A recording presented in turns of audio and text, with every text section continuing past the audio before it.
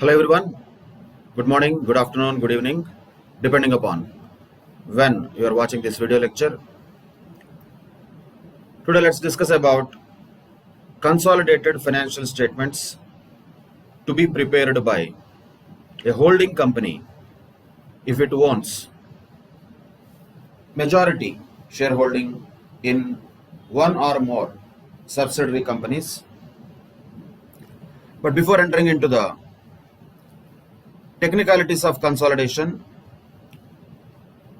first and foremost, we have to understand the difference between the accounting for amalgamation and consolidation. When a particular company, let us say X Limited, takes over the business of Y Limited by purchasing majority of its shares, more than 50%, that means that process, when such acquisition or purchase takes place, is a transaction. So the accounting for amalgamation according to AS 14 is the accounting for a transaction.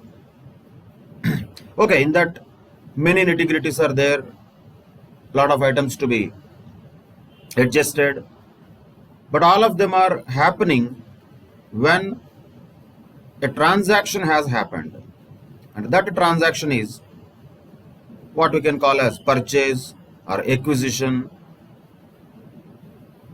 or whatever the other names we give to that. At a broader level, from accounting standards point of view, you can call that amalgamation, which happened on a particular date. And the accounting for amalgamation happens when that transaction happens. We need to be very clear about distinguishing between amalgamation and consolidation. Just now, as we understood, amalgamation is an example of a transaction. Consolidation is not a transaction. Consolidation is an accounting procedure, rather we can call it a reporting procedure. So there are two or more companies already there. The relationship between them is that of a holding company and subsidiary companies. That is an existing relationship before we prepare the consolidated financial statements. And each of them have their own standalone financial statements also. In other words, holding company will have its own financial statements called as standalone financial statements. Let us take only one subsidiary for simplicity. The subsidiary company also will have its own standalone financial statements. Legally, these two are completely different entities. Legally, there is no relation between the financial statements of one company and another company. But still, because of a group or a holding company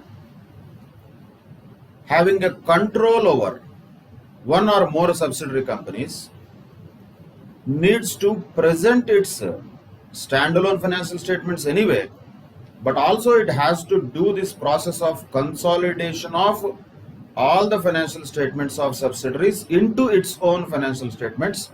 That process is called as preparation of consolidated financial statements. Once again, this is not a transaction. Nothing new is happening here. Already existing holding company is there, subsidiary company is there, they are doing their own businesses, they have their own financials, but in order for the investors and the users of the financial statements of the holding company particularly, if at all the subsidiary companies' financial statements are also consolidated into the financial statements of holding company, how would that look like? How would that look like? That's all. Nothing else is happening actually here. So basically, this preparation of consolidated financial statements is a reporting procedure, nothing more than that. Nothing new is happening. Already whatever has to happen, it has already happened earlier. So that is the core difference we have to always identify, though certain items and areas will be common in amalgamation and consolidation. Just because there are some common names like goodwill or capital reserve, we cannot mix these two things up. Amalgamation is accounting for a transaction. Consolidation is not an accounting thing. There is no transaction that is happening. It is only a reporting process, a kind of administrative accounting reporting process. That's all. There is no recording that is happening here. That is the first point we have to understand. So that is why when we look at amalgamation, there will be journal entries. Journal entries will be naturally when there are some transactions, then we have to pass certain journal entries. In case of preparation of consolidated financial statements, unless there are any errors which we have to rectify, we don't need to pass any journal entries. All that we need to do is follow the procedure of consolidation and prepare consolidated financial statements. So to sum it up once again, this is not accounting for a transaction like AS 14. This is preparation of consolidated financial statements under AS 21. Though as an accounting standard, we don't have that in the syllabus in group 2 of intermediate, but still ultimately we are going to follow that only, that is AS 21, which tells all the financial statements which are normally prepared standalone, they have to be also prepared on a consolidated basis, which means there has to be a consolidated balance sheet, a consolidated P&L account, a consolidated cash flow statement. Of course, if the parent itself is required to prepare one, then only. And if any notes and explanatory schedules are to be given, they also have to be consolidated according to the information that is available. But once again, that is all real life situation. We don't have to really focus much on the other aspects of consolidation, though we will have to just look at them, how it happens. Questions can be asked even from consolidated profit and loss account. But in spite of that, our major focus here in this chapter, that too at intermediate level of advanced accounting, will be only preparation of consolidated balance sheet. And just to remind you, the same chapter will be there at final level also as part of the paper financial reporting in group 1 of final. Amalgamation also will be there, consolidation also will be there. Actually, there will be nothing much new in financial reporting paper. All the accounting standards will be again there. So as far as final paper of financial reporting is concerned, it is more or less an extension of what we already know. But yes, the situations will be definitely a little bit complex. There can be multiple subsidiaries, there can be chain holdings, cross holdings like that, but those are all discussed in final level. But at intermediate level, our focus will be on preparation of consolidated balance sheet or at the maximum P&L account when there is only one holding company and one subsidiary company. That is enough. So one holding company there, subsidiary company is there. The great job that we need to do is mix the numbers of those two balance sheets. P&L account will come to it later. First, let us focus on preparation of consolidated balance sheet. Just for understanding purposes, let us say this is the summarized balance sheet of two companies, H Limited and S Limited. Of course, assuming that H Limited is holding company, S Limited is subsidiary company, not necessarily in the examinations. Be careful in reading the question, that is why. But now here H Limited is the holding company, S Limited is a subsidiary company. How do we know that? Because we know that this H Limited's assets side has some shares in S Limited. So H Limited is holding some investment in S Limited. And what are those investments? Shares. That to how many shares? 800 shares are held by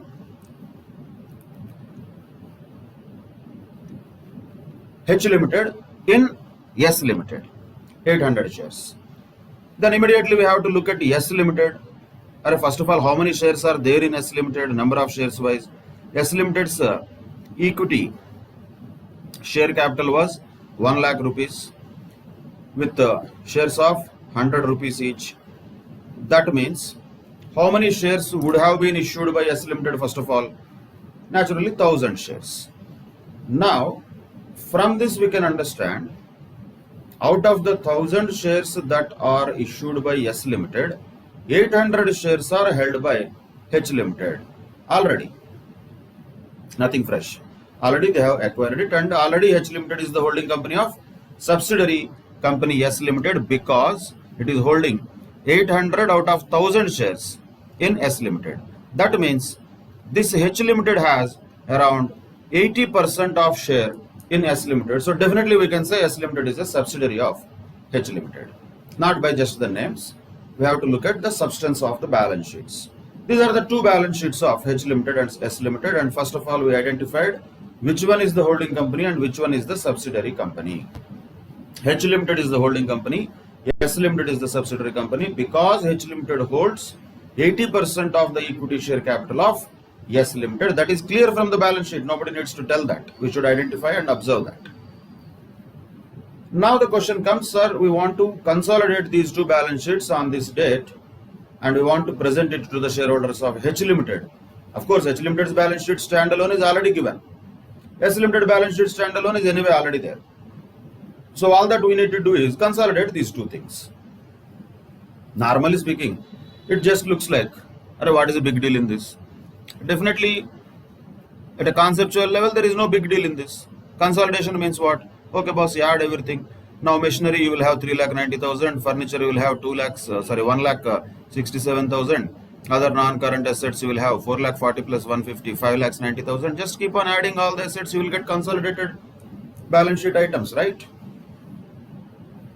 Partly yes, partly no. So what are the important aspects we need to identify here? First and foremost thing is, H Limited is not 100% holding company of S Limited. For example, to just understand simply, S Limited has 90,000 rupees worth of machinery. Can H Limited say that entire the 90,000 worth of machinery is mine also? Not physically, ownership wise. Effectively, let us say. No, H Limited cannot say that. Why? Because H Limited is not having 100% shares in S Limited, it is only having 80% shares in S Limited. So just adding up all the assets and liabilities is not going to be the only solution for consolidation, because of one important aspect, that is the remaining 20% people also are there. Who are they? We don't know. And we call them as minority interest. Minority interest, that is called. So the 20% here in S Limited is the minority interest. We have to show that also. We cannot ignore that. We cannot say, oh, entire S Limited is ours. Let us keep on adding everything. We got consolidated financial statements. No, that would be wrong. So point is, first point comes, we need to account for, or we need to identify minority interest in this. That is what one thing which comes out. Another thing is, when we look at the consolidated financial statements of H Limited and S Limited, there are two things which have to be nullified. One is the investment of 1,60,000 and the capital that is related to S Limited, and the other things like reserves of S Limited and profit and loss account of S Limited. All these items cannot be appearing in the same way in the consolidated financial statements. So, coming to reserves at a later stage, at least these two things have to be nullified, cancelled, no doubt. Reserves will come to them when we discuss about other items. But on the face of the balance sheet, if you observe, 1,60,000 on the asset side and 1 lakh on the liability side has to be nullified. But sir, there is a difference of 60,000. Yes, that is another issue that we have to face in the financial preparation of consolidated financial statements. So one issue is minority interest. The other one is there is some difference between the asset side of H Limited and the liability side of S Limited. H Limited is holding 80% of the share capital of S Limited. But is it exactly same or is there any difference? There is bound to be difference definitely in relation to the asset of holding company and the liabilities of subsidiary company. That is another important aspect that we should identify, and that will bring us to goodwill or capital reserve. So that's what we are going to do when we prepare the consolidated financial statement. So from the face of the balance sheet, can we add up the machinery, furniture, other non-current assets? No problem. Just left and right we can add them. There is no big deal in that. But can we add trade payables on the liability side? These two, no problem. We can do that. So in the consolidated financial statement, simply the liability side of the consolidated financial statements will be having this as the trade payables put together, and these are the assets that it will have. So there is no issue as far as this area is concerned. This area is almost pretty straightforward, unless there are some revaluations, depreciation for a particular portion of the period. Those changes are adjustments. When there are no adjustments, normally just by having two balance sheets standalone, if you want to consolidate them, no big deal in just adding up the assets and liabilities. You can just do that. But the issue comes when there is investment on the asset side of holding company and capital and other shareholders funds. These are also shareholders funds. These all three will create an issue. All of them will have an issue. Why? Because first of all of them do not belong to H Limited, and they may not be really having the same amounts when the H Limited has acquired the S Limited. If H Limited has acquired S Limited exactly on this date, on the date of 31st March, it is a different story. But H Limited would have acquired somewhere in the middle of the year, probably. Then, what are these reserves of 75,000 of S Limited representing? Are they related to the profits of this year, or is there any consolidated amount or accumulated amount already there? These are all things we have to look at. So where the issues will be focused in the preparation of consolidated financial statements is: 1 is minority interest, 2 is the difference between the cost of investment and the share of H Limited in the shareholders funds of S Limited. So for just a general understanding, this problem is different. It has a lot of other points also. We'll come to that later. So don't take this as the final thing. We are only trying to understand if there are just a balance sheet, nothing else. Just we want to consolidate. Nothing else we want to do. Then what can we do? We are just rearranging the balance sheet. That we should understand. Nothing great job we are doing. Simply rearranging the balance sheets. Adding up wherever we can and adjusting wherever we have to. That's all. So if there is nothing else information, all of that is what we have is just balance sheets, and most importantly, H Limited has acquired the shares of S Limited on 31st March 2017 exactly. Keeping this information in mind, how can we restructure this balance sheet? We are not doing any restructuring of companies or anything. Just balance sheet has to be written in a different manner. How can we do that? Let us just quickly take this on a generic basis. Presentation and all definitely in the exam will be a different issue. It has to be as per schedule 3. You all know that. How can we do this? Okay, let us take machinery, furniture, other non-current assets. We know that already. We can just add them up all. So 3 lakhs plus 90,000 plus, there is no issue there. 3 lakhs plus 90,000 plus 1,50,000 plus 17,000 plus 440 plus 1,50,000 comes to around 11,47,000. That is the total of all the assets of both holding and subsidiary. Okay, check that once again. 3 lakhs, 90,000, 150, 17, 440, 150. 11 lakhs 47,000 is the asset. Okay, fine. Now the problem is on the asset side, we cannot take this investment because we are preparing a consolidated financial statement. Consolidated means what? That includes S Limited. How can we say that I own myself? When we say consolidated financial statement, that is inclusive of S Limited. So H Limited's separate investment in S Limited cannot be disclosed on the asset side of the balance sheet. That is not possible. Same way, on the other side, first and foremost thing, one thing what you can do even in the consolidation process is equity share capital of H Limited will be exactly the same. That will not require any adjustment. So blindly in any question, first and foremost step what you can do is take the equity share capital of holding company first, 6 lakhs. That will be there as it is, no difference. Now, trade payables, as we have already seen, is going to be same. Add both of them. That is how much? 2 lakhs 7,000. There is no issue in adding them up. That also is not a problem. 2 lakh 7,000, right? That is also no problem. So this is over. All these are done. This is okay. Done. What is remaining? On one side, 1,60,000. On other side, 3 plus 1, 4 lakhs. And 1 lakh is also there on the equity share capital of S Limited. So how to deal with this? Simply we have to just rearrange it.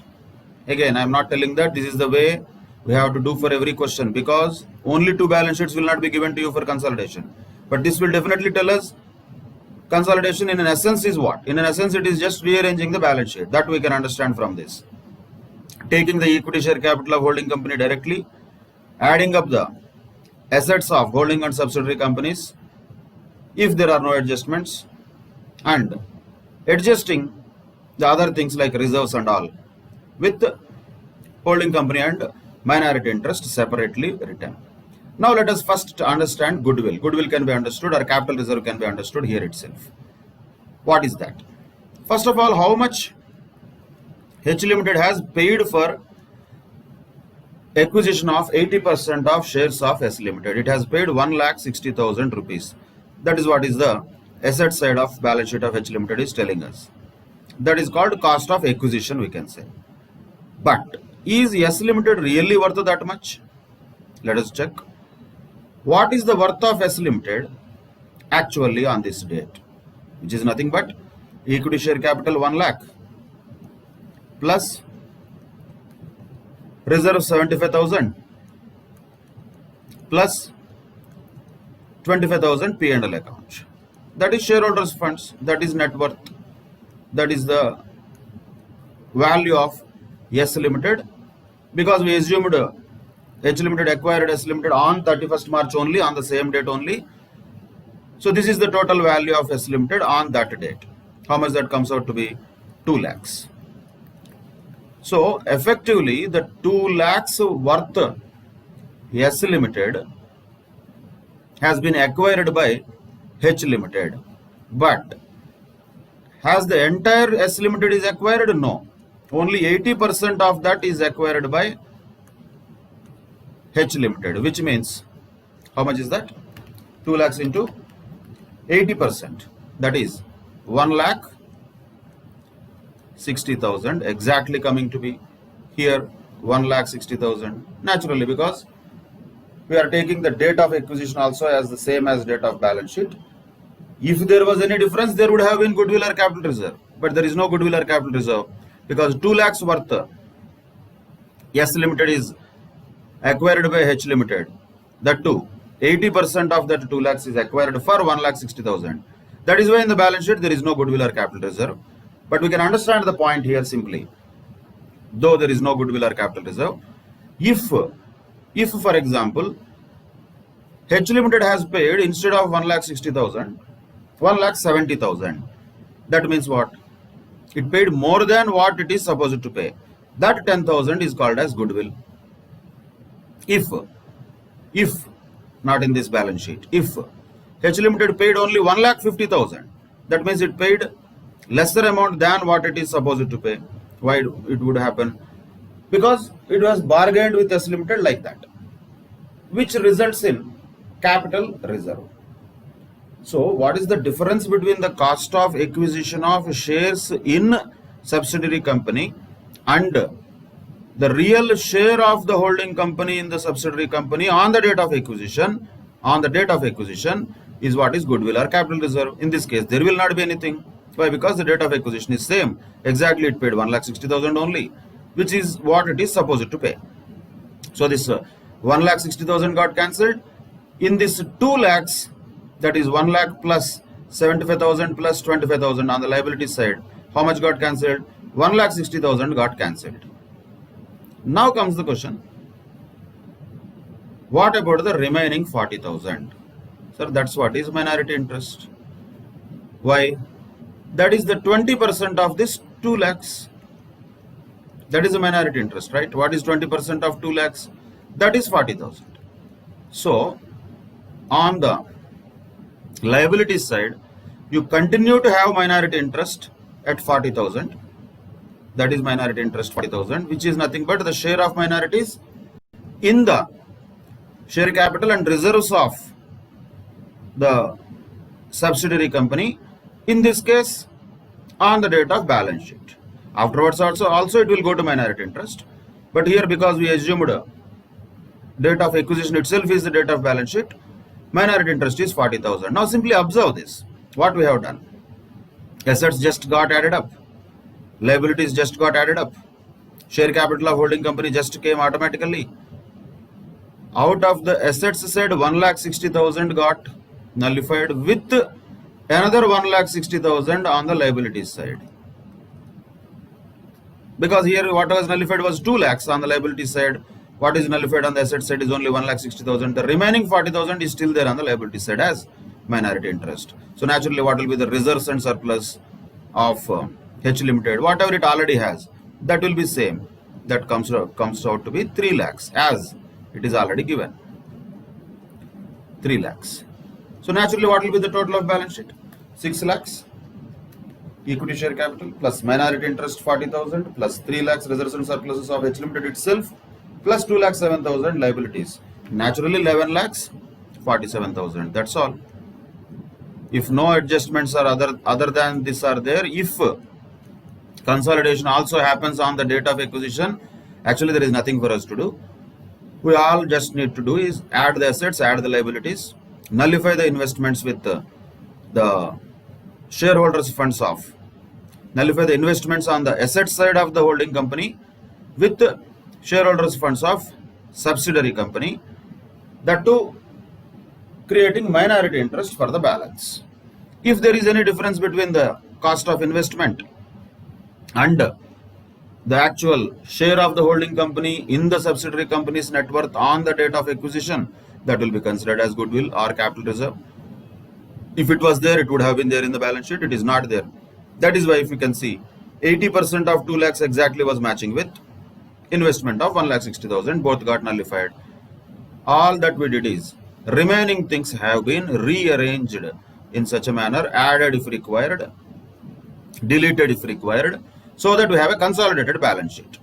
So now in the consolidated balance sheet, the assets will show at 11,47,000 and equity share capital of holding company anyway is 6 lakhs and reserves and surplus of holding company is anyway 3 lakhs. That is its own thing. So 9 lakhs is the shareholders funds of H Limited. 40,000 is minority interest. 2,07,000 is what is the liabilities, where we just added both the companies. That's all. Simply speaking, that is what consolidation is. But once again, when we actually solve the problems, it is not that simple. But this simple understanding of what we are doing is important while solving the problems. What are we doing here is rearranging the balance sheet. So that has to be always kept in mind.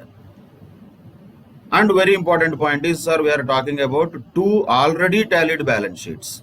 When there are 2 already tallied balance sheets, you are just doing a little bit of shuffling of numbers here and there, calling it consolidation. Then how can the consolidated balance sheet will not tally? It will tally, it should tally. For that, what care we have to take? plus minus, are we doing correctly? That's what we have to take care. In this case, liability side of S Limited had 2 lakh shareholders funds, and asset side of H Limited has 1,60,000 only as investment. A difference of 40,000 was there, that we have taken as minority interest. There ends the matter. So 1,60,000 got cancelled on the assets side also, liability side also. Ultimately, the consolidated financial statements only look like this. So that is about, in a nutshell, in a simple way, preparation of consolidated financial statements or balance sheet is all about. Simply all the time we prepare most of the problems is balance sheet. P&L account and all, we'll come to it later. That is about the concept of preparation of consolidated balance sheet, we can say. But yes, as I said, lot of ifs and buts will get added here. Definitely, date of acquisition will not be the date of balance sheet, then what? Definitely, the cost of acquisition of shares of subsidiary limited will not be equal to the share of holding company in the subsidiary company on the date of acquisition, then what? What if the subsidiary company pays some dividend to the holding company in the meantime, then what? What if there was a revaluation of assets, then what? Like this, everything is an addition to this. But simple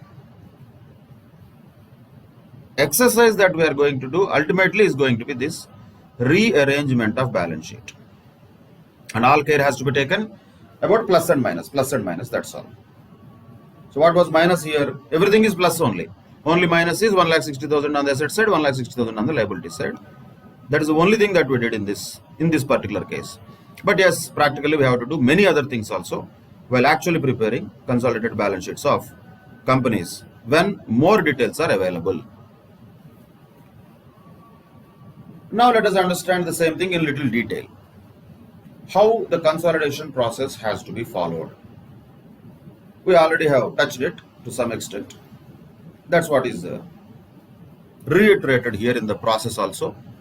First of all, the cost to the parent of its investment, that is the cost of acquisition of the shares of subsidiary companies, and the parent's portion of the equity of each subsidiary company at the date on which the investment is made should be eliminated. That's what we did, right?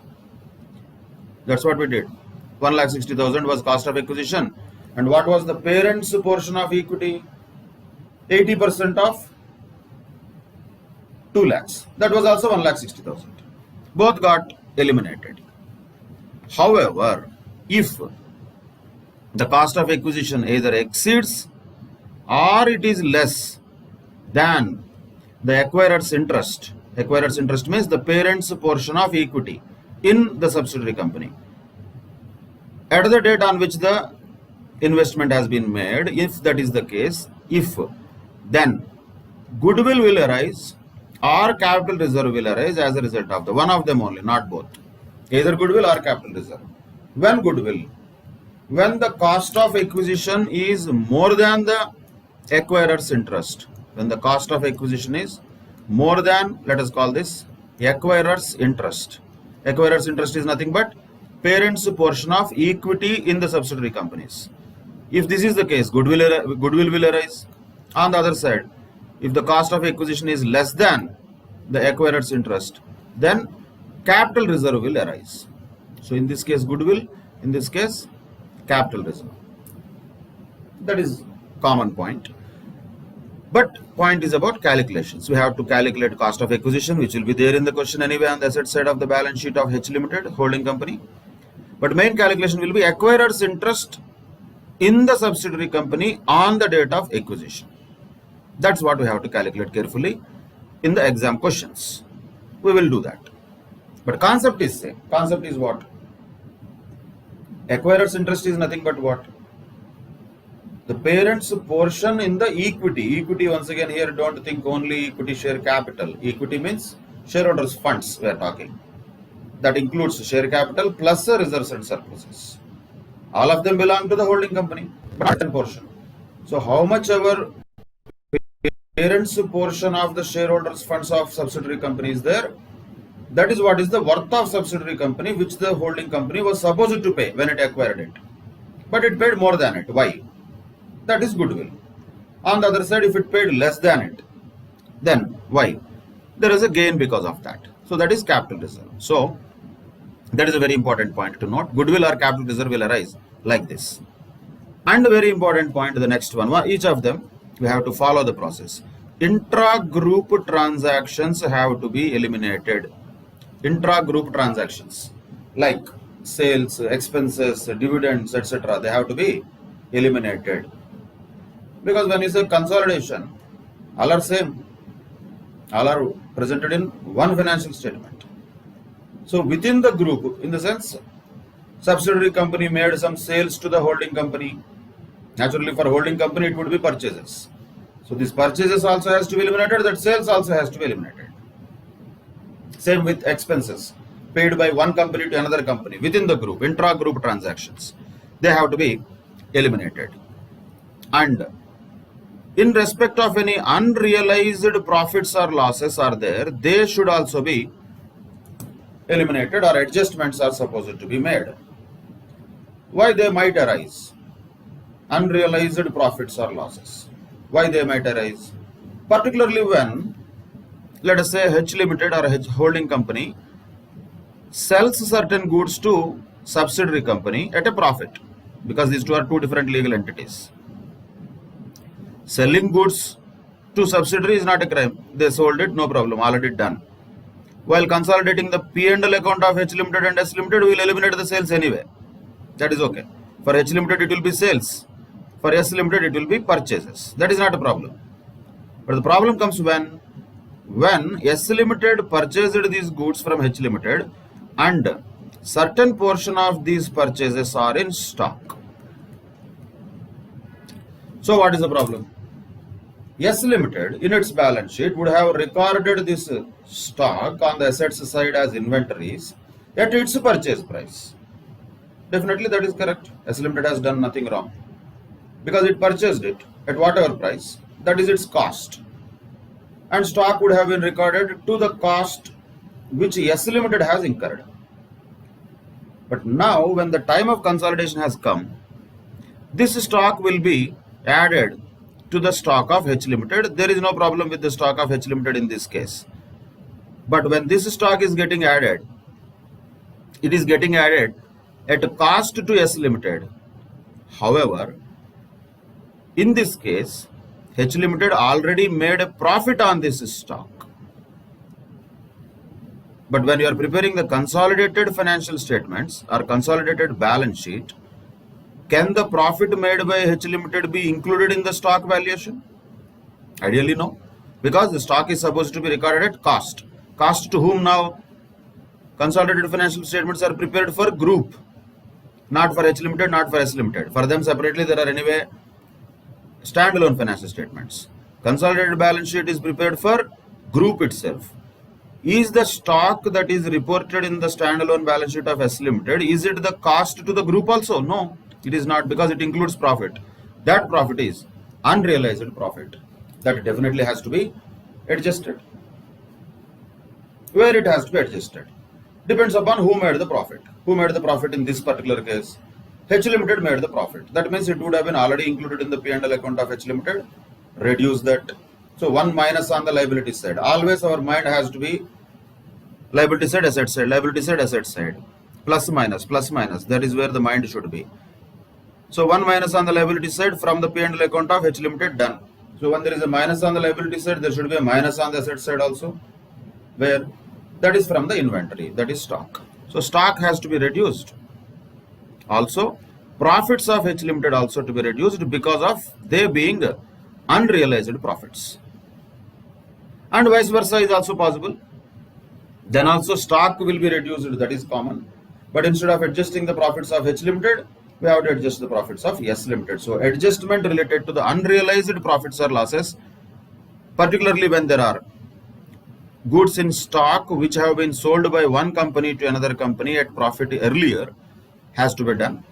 That is another adjustment that is required while preparing the consolidated financial statements. Then, As we have already discussed or just identified in the example we took, minority interest has to be identified. So in the consolidated subsidiaries, all of them, the minority interest has to be identified. The income from that entire consolidated subsidiaries financial statements has to be first of all calculated, and then in that how much is the minorities portion has to be arrived at, and that has to be adjusted. So if at all there is a profit and loss account of, let us say, subsidiary company, you cannot directly take it as if it is the profit and loss account of holding company. In that, how much is the income attributable to the owners of the parent, how much is the income attributable to the minorities, these two have to be segregated, separated, is another adjustment that we have to do. And not only the incomes, even the minority interest in the net assets of the consolidated subsidiaries should be identified, and that should be presented in the balance sheet separately, as we have shown already in the earlier balance sheet.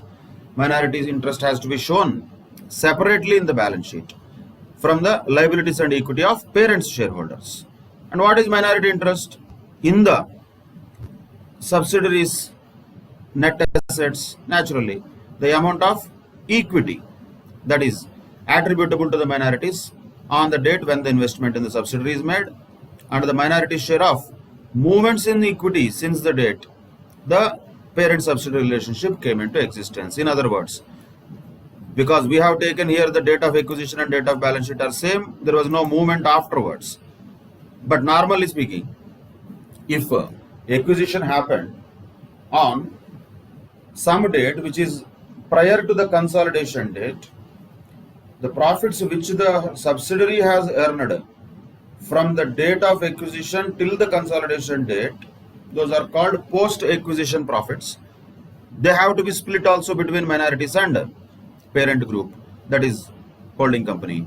So the minority interest will consist of, on the date of acquisition, what is their share, which includes shareholders' funds, simply speaking, share capital plus reserves and surplus, multiply with their percentage of share.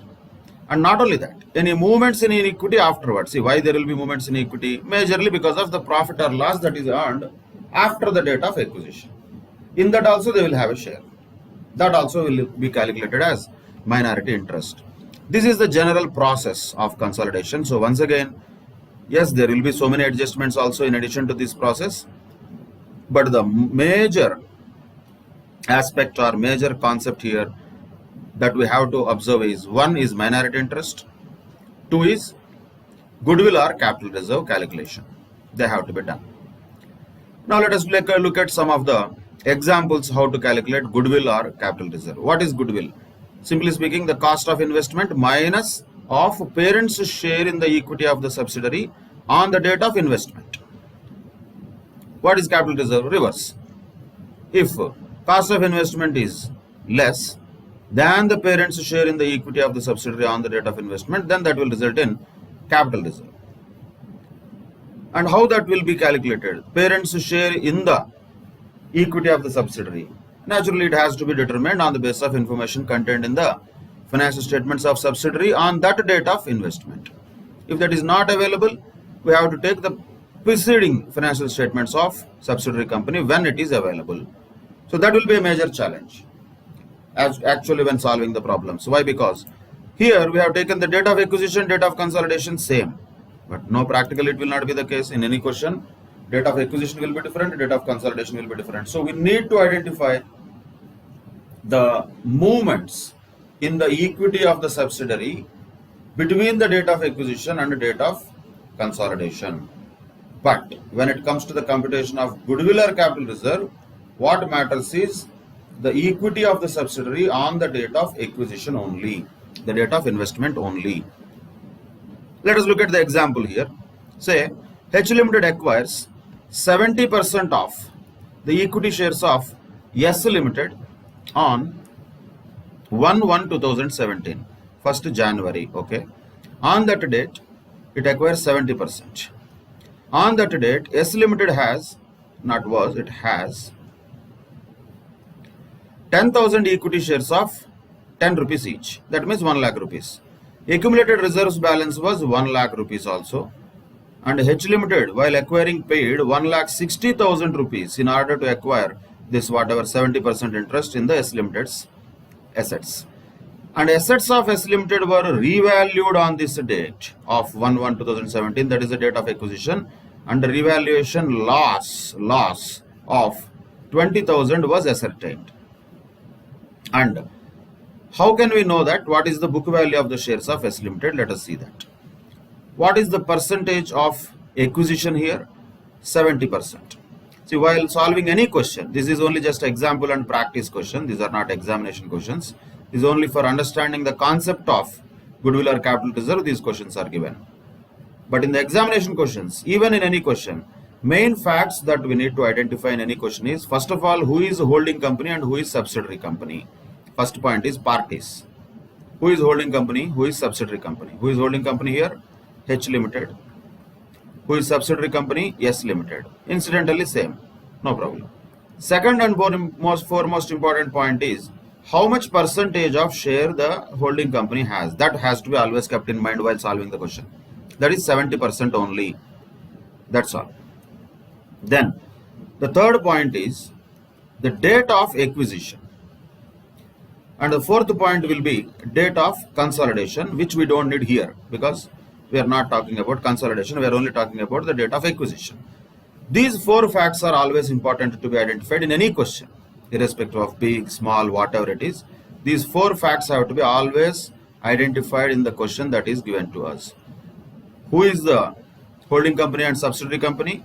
How much percentage share holding company has in the subsidiary company? What is the date of acquisition and what is the date of consolidation? Date of consolidation normally will be our financial year, whatever it might be. But there will be difference between date of acquisition and date of consolidation. Questions will not be like this. If this is the case, there is nothing for us to do. Adding, eliminating one thing, consolidated financial statements are ready. But no, it will not be the case. Definitely date of acquisition will be something else. Date of consolidation will be something else, and we need to do the adjustment for all the things that happened in between. But that is all later. But on the date of acquisition, what is the parent's share in the equity of the subsidiary is what we should calculate in order to find out goodwill or capital reserve. So what was mentioned here? Parent's share in the equity of the subsidiary. For that, we should first find out what is the equity of the subsidiary on that date. Let us take one by one. First of all, there is a 1 lakh rupees of equity share capital, yes, that is there. Plus, there was a accumulated reserve of another 1 lakh rupees in S Limited on that date. But look at this, there is a revaluation loss of 20,000 rupees. Loss this is, so we have to reduce that. So ideally, what was the net asset value of S Limited on the date of acquisition?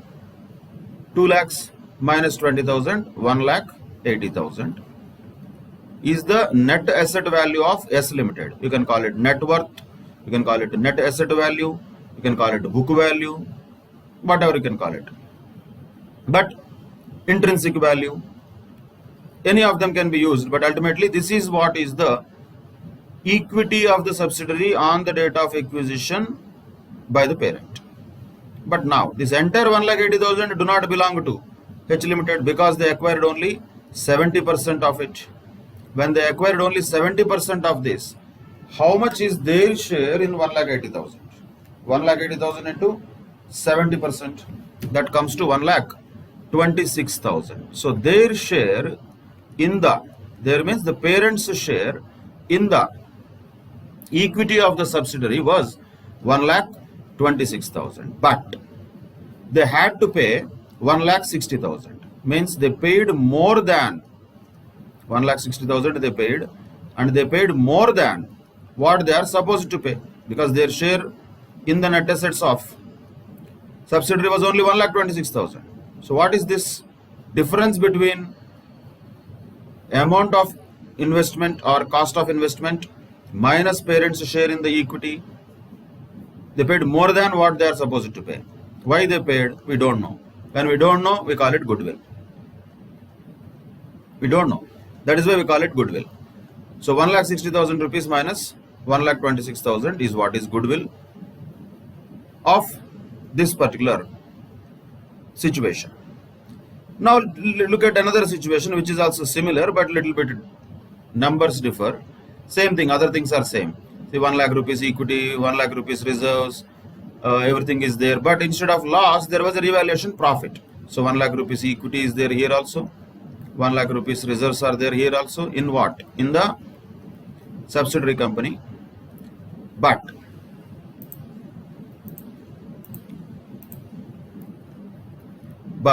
there was a revaluation profit also here. So that should be added. There was a revaluation profit. So 2,20,000 is the net asset value of the subsidiary company on the date of acquisition. 2,20,000 rupees. But once again, the holding company has acquired only 70% of it. So 70% of 2,20,000 is ideally supposed to be 1,54,000. This much is the parent's share in the equity of subsidiary on the date of acquisition, 1,54,000 rupees. So 1,54,000 rupees worth of investment they made at only 1,30,000. Means they paid less. 1,54,000 rupees minus investment was only 1,30,000. That is remaining how much? 24,000. What is this we know? What is that earlier one we don't know. So we called it goodwill. Why they paid 1,60,000? Why when they were supposed to pay 1,26,000? We don't know. When we don't know something, that is called goodwill. So G for goodwill, goodwill is like God. When we don't know what is the reason for a lot of things, we just call it God. Goodwill is also like that. Why we have to pay 1,60,000 instead of 1,26,000? Reasons unknown, but whatever those reasons are, put together in accounting, they are called goodwill.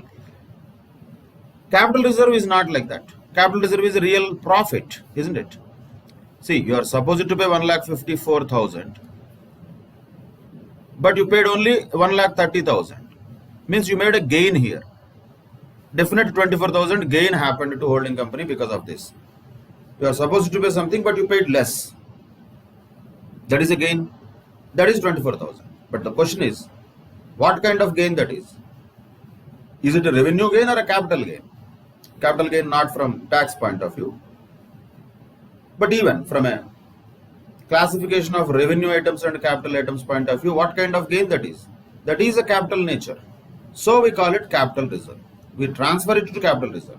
It's not that we are calling it capital reserve. 24,000 is nothing but the gain achieved by the holding company by purchasing the shares of subsidiary company at a price less than what they are supposed to pay according to the net asset value of subsidiary company on the date of investment.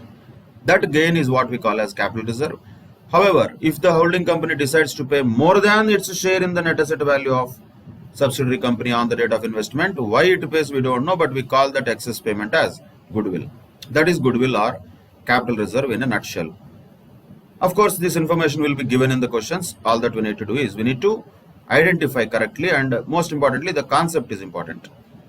First, we need to be able to find out how much is the share of parent in the equity of the subsidiary on the date of investment. That is an important point. Once you know that, percentage of that you apply, then deduct from cost of investment, you get goodwill, or on the other side, it becomes capital reserve. That's it. That is goodwill or capital reserve. Then, coming to another issue here, because we said earlier, the acquisition date and the consolidation date need not be same, definitely will not be same also. So naturally what happens is we need to classify the reserves and profits or losses of the subsidiary company into two time periods. So the balance sheets are given for the entire year. So when the last balance sheet was prepared and the current balance sheet is prepared, the time period is entire year. But acquisition happened somewhere in the middle of the year. Acquisition happened. But the point is, after it is acquired, there is some period which is post its acquisition till the preparation of consolidated financial statements, and there is a period which is prior to the acquisition also, which is related to the time period between the last balance sheet date and the date of acquisition. Our job is definitely to classify the reserves, profits or losses of the subsidiary into pre-acquisition and post-acquisition profits or losses. Why is that? This concept is something which is again similar to what we already know. The same logic is applied here also. Why is that? Because all the pre-acquisition profits are of capital nature. They are all of capital nature. So the profits or losses of a subsidiary company up to the date of acquisition of shares by the holding company are called pre-acquisition profits, and those are having capital nature. Don't think they will be added to capital and all necessary things. Capital nature they have. Post-acquisition profits are all having revenue nature. That is the nature of them. Treatment is a different story.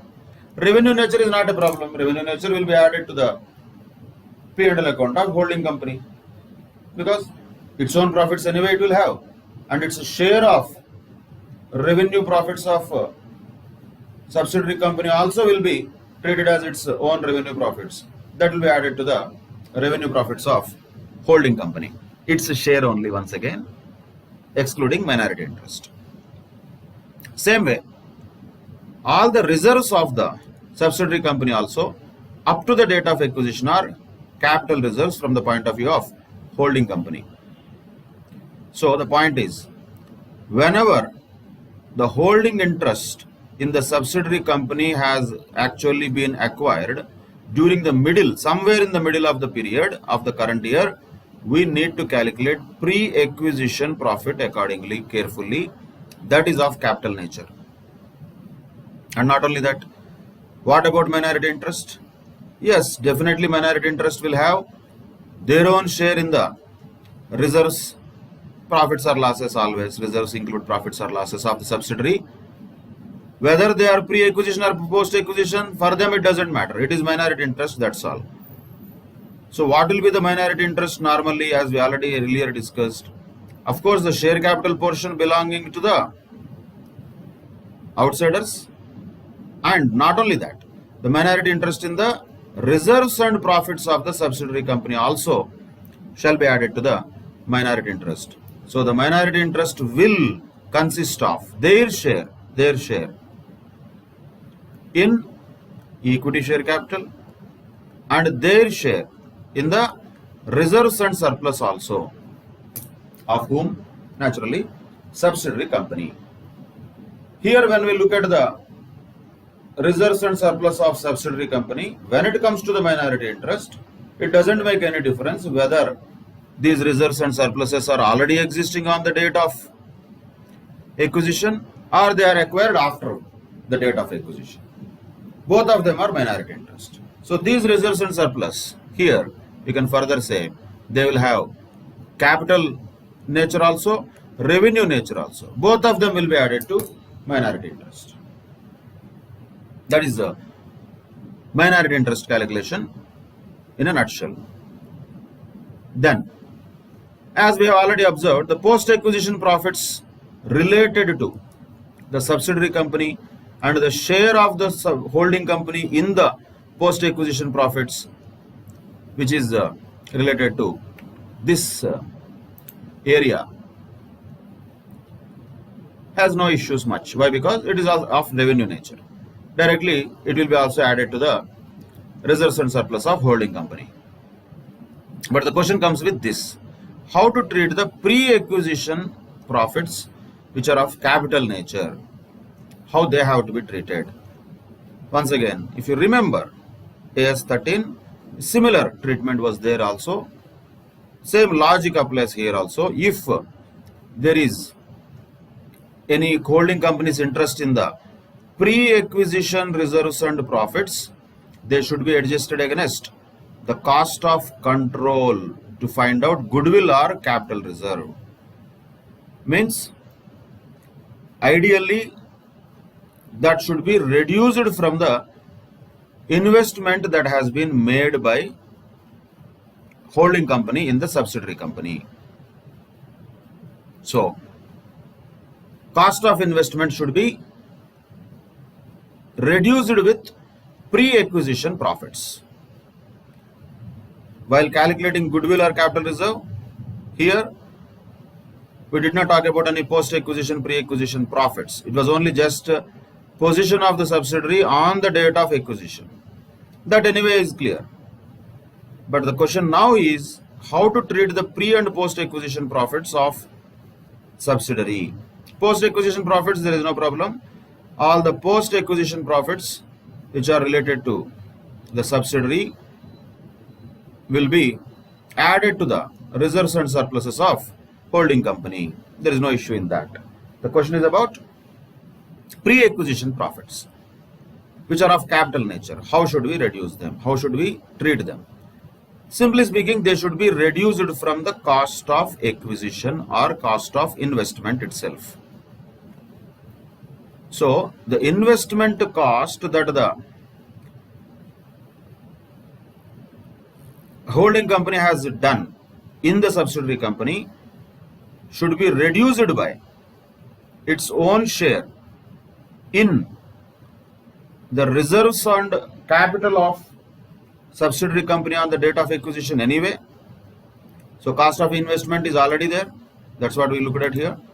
That is the cost of investment minus parents' share in equity. Parents' share in equity and reserves on the date of acquisition. Let us call it parents' share in shareholders' funds.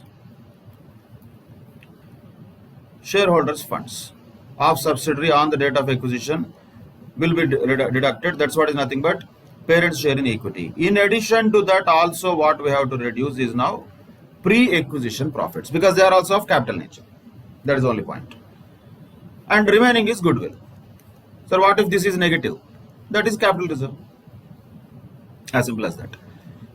So when the date of acquisition and the date of consolidation are not same, main point here to note is the profits have to be classified into pre and post acquisition profits of subsidiary.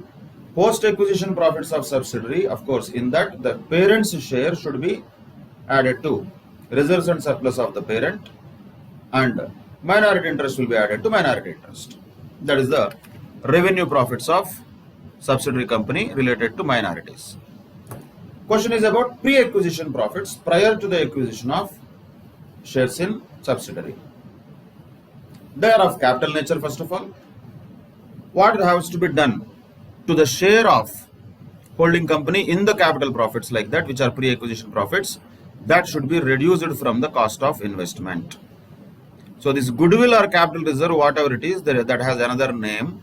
Ideally, in the heading, when we do problems, rather than calling it goodwill or capital reserve, let us call it as cost of control.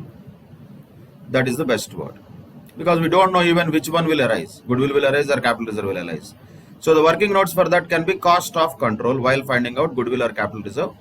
Resultant will be goodwill if cost of investment, which will be there on the asset side of the balance sheet of parent company, minus its share in the shareholders funds of subsidiary on the date of acquisition, minus its share in the pre-acquisition profits of the subsidiary. If this is positive, that is goodwill. If that is negative, that becomes capital reserve. That is what the way goodwill or capital reserve has to be found out.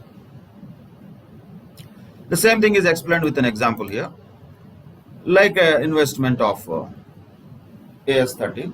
When holding company receives dividend also from a subsidiary company, it should distinguish between the part of dividend that is received out of capital profits, which is pre-acquisition profits, and revenue profits, which is post-acquisition profits.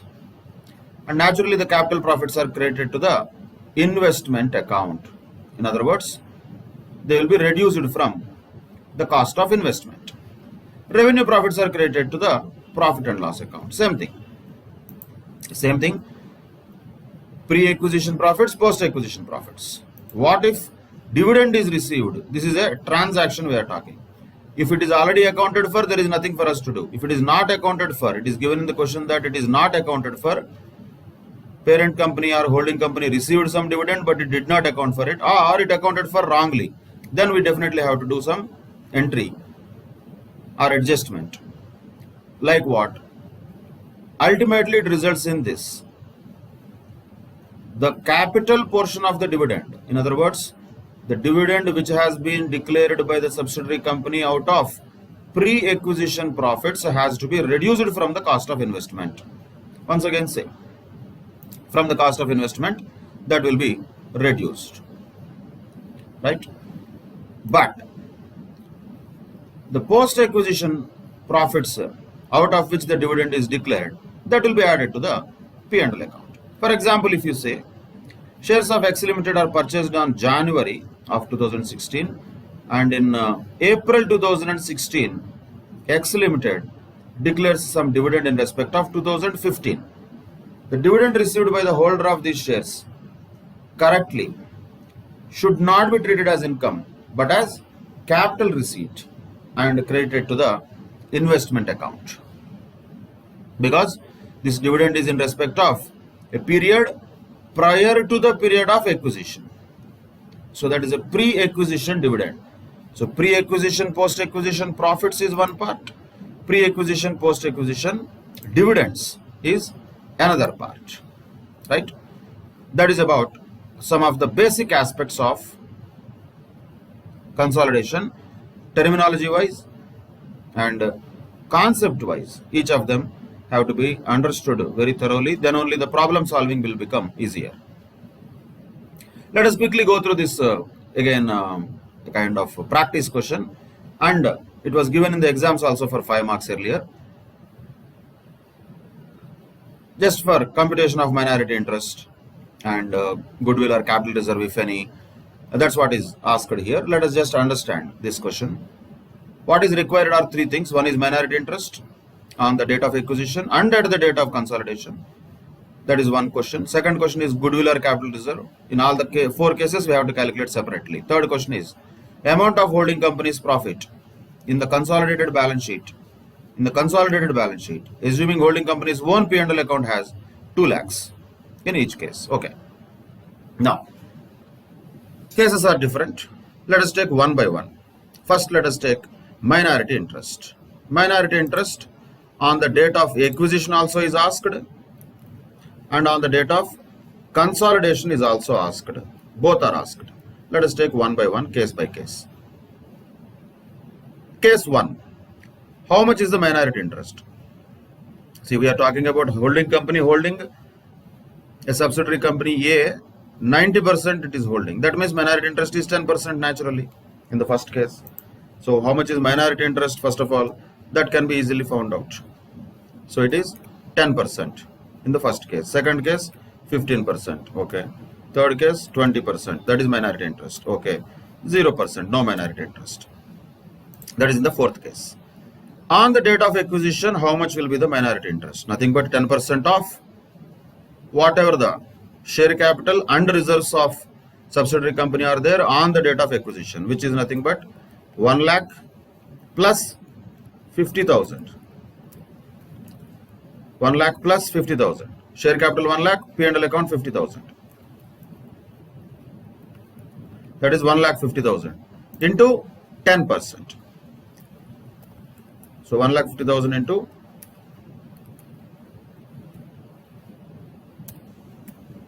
10%. That is 15,000 rupees minority interest on the date of acquisition in case 1. Then in case 2, How much will be that? That is 15% of 1,30,000 simply. That is 19,500. Case 3. On the date of acquisition, we have to look at share capital and profit and loss account. Share capital is here, profit and loss account is here. So 50,000 plus 20,000, that comes to 70,000 into percentage of minority interest 20%. That's all. Naturally, this will be 0. This will be 0. So in the case 4, there is no minority interest at all because 100% subsidiary it is. Like this, on the date of acquisition, minority interest can be calculated. But on the date of consolidation, is there any difference? Yes, there is difference in each of the cases. So let us take them. On the date of consolidation means we are talking about 31st December 2016, which is this. So in this, how much is the minority interest? So 1,70,000 into 10%. That is 17,000. 1,20,000 into 15%. That is 18,000. Same way. 70,000 into 20%. That is 14,000. Since in the case 3, there is no change in the share capital and P&L account of subsidiary from the date of acquisition to the date of consolidation, minority interest did not change. In case 1, minority interest has increased because there is an increase in the P&L account. That means there would have been profit during the year 2016. In case 2, minority interest decreased because there was a decrease in the P&L account balance, that is also representing loss during the year 2016. In case 3, there is neither profit nor loss. Reserves and share capital are exactly same on both the dates. So the minority interest also did not change. Case 4 never had any minority interest. That is first question. That is minority interest at the date of acquisition and at the date of consolidation. Right? That is first question. Now, let us take it further. Second question asks, goodwill or capital reserve is asked. For that, we need to know cost of acquisition, which is given. But for that, we also need to calculate what is the parent's share in the subsidiary on the date of acquisition. So parent's share is given here. Parent's share is how much? That is already as given. 90%, 85%, 80% and 100%. That is given in the question. That is parent's share. 90, 85, 80 and 100.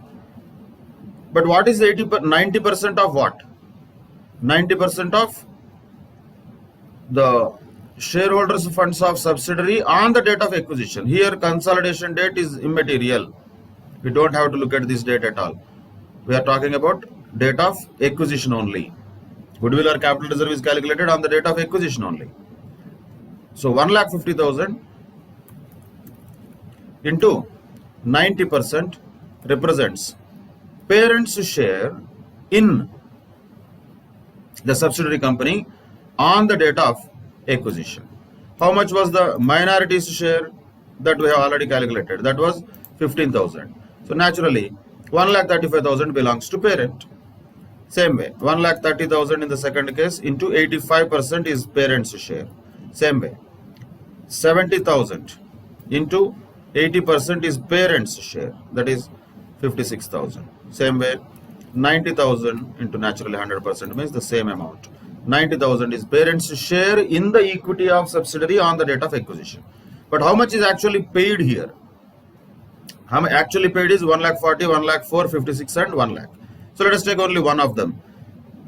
Let us say the cost of acquisition is 1,40,000, but their share in the net assets of subsidiary on the date of acquisition is only 1,35,000, means they paid more money.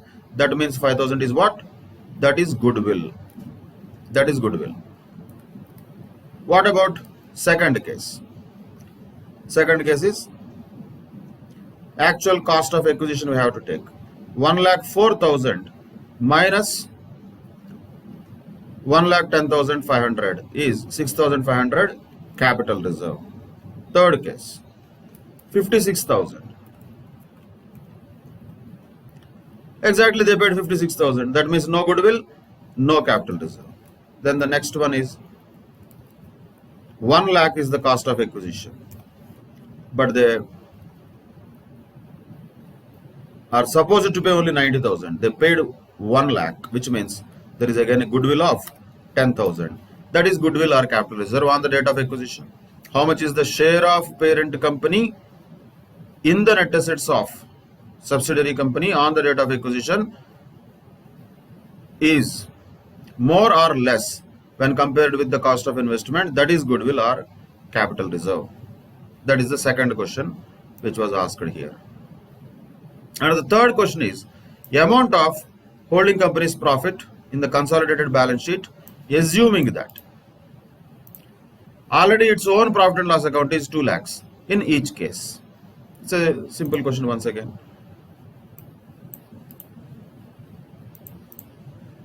First case, let us say, okay, which profits we are talking? Amount of holding company's profit in the consolidated balance sheet, assuming holding company's own P&L account is 2 lakhs in each case. See, first point first, its own profit is 2 lakhs in each case. So there is no difference in that. All are 2 lakhs, 2 lakhs, 2 lakhs, 2 lakhs. All are same. That is first. Then holding company's share is also already what we know. That is 90%, same, 85%, 80%, and 100%. That is also we know. But the point is, between the date of acquisition and the date of consolidation, what happened we have to observe. Share capital did not change, but P&L account in case 1 has changed from 50 to 70, means there is a profit of 20,000. In that, how much is the holding company's share? 90%. So 18,000 will be the profit that belongs to the holding company. Same way, in the second case, loss of 10,000 is there. Loss of 10,000. In that, how much belongs to holding company? 85%. That is 8,500. Third case, no profit, no loss. So 20 P&L account remained same. So no profit, no loss. In the fourth case, 15,000 was the profit, but anyway entirely it belongs to the holding company only. There is no minority interest in that case. So finally, what will be the P&L account balance that will be shown in the holding company's balance sheet after including its share of profits from subsidiary during the year is this. That's all.